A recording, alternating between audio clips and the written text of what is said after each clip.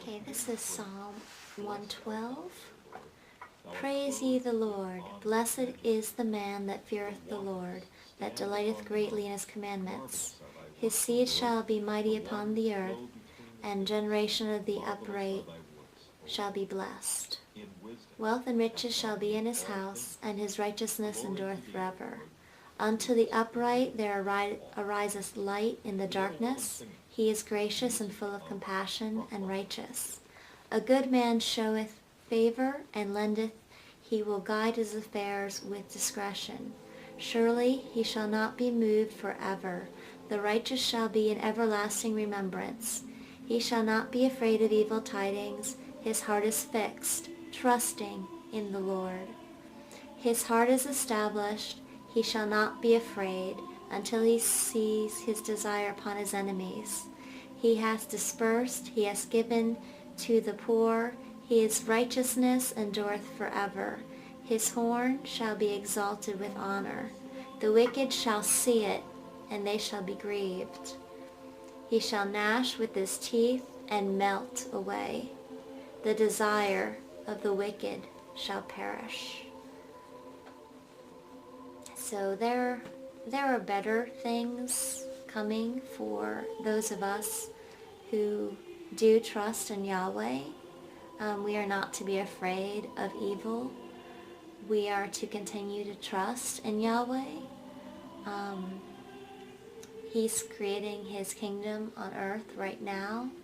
It begins inside you and me, and it will be established upon this earth when he reigns forever.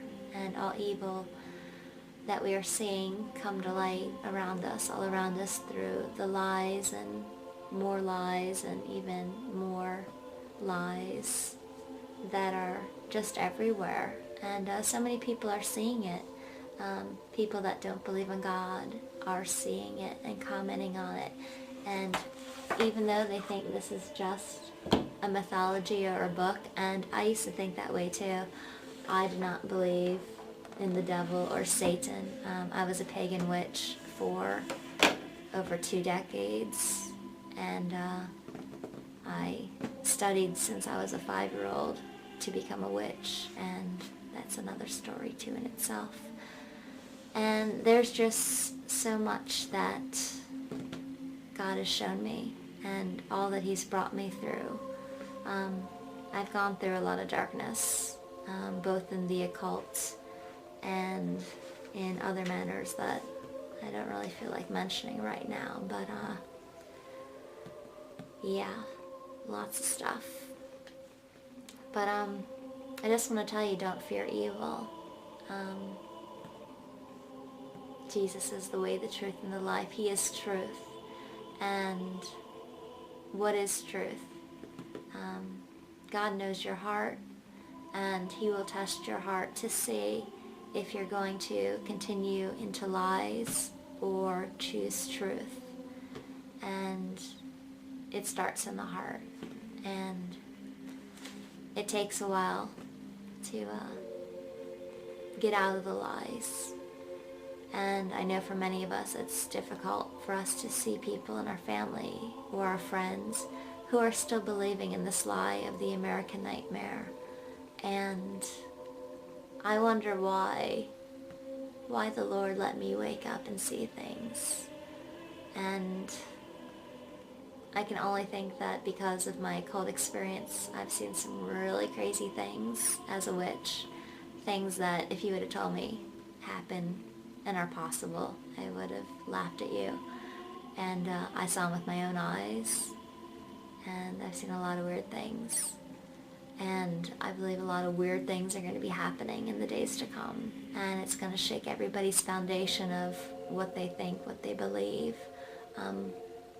It's going to just like wreak havoc on their minds. And so many people, they don't want to see it. They want to continue to be blind and not see, even though it's right there in front of them, and that you can feel it, and you can smell it, you can sense the evil in places and in people's attitudes, and the corruption that's everywhere.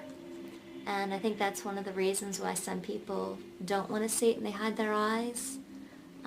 Just like some people can't face physical pain in their lives from looking back in their past, and they try to cover up and hide that.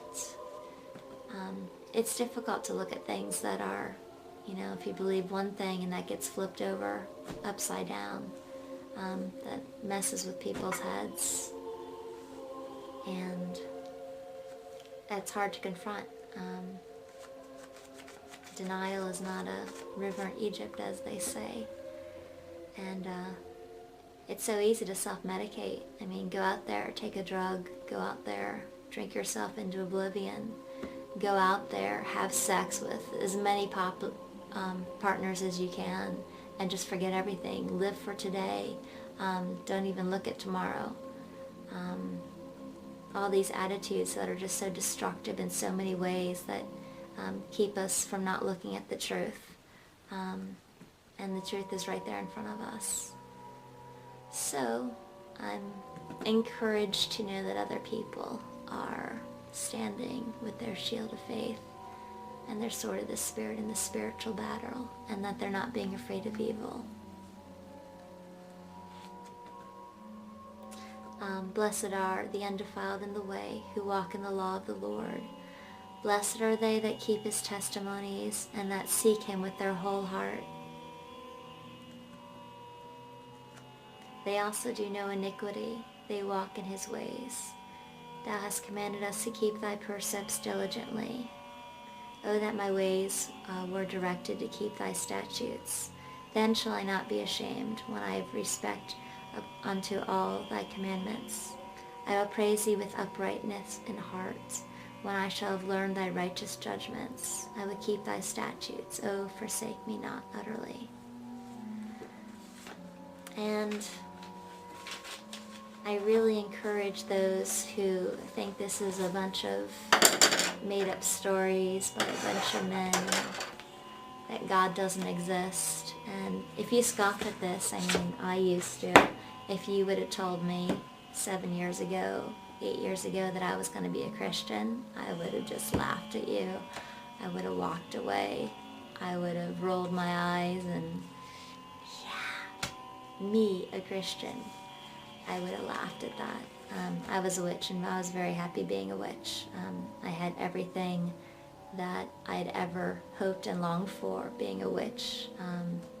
Dreams and goals that I'd set for myself were coming true miraculously, and I believed it was spirits and yada yada and nature stuff and universal stuff and energy and yeah, all that stuff.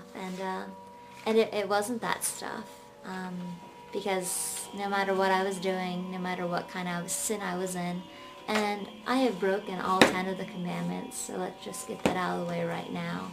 I've done them all, so I've sinned grievously against the Lord, and yet He still looked in my heart, and He kept testing me whether I was gonna follow truth or follow lies, and if I would be gullible to fall for things. But I do encourage you to read the book of Revelation, because I think it's very timely for this time.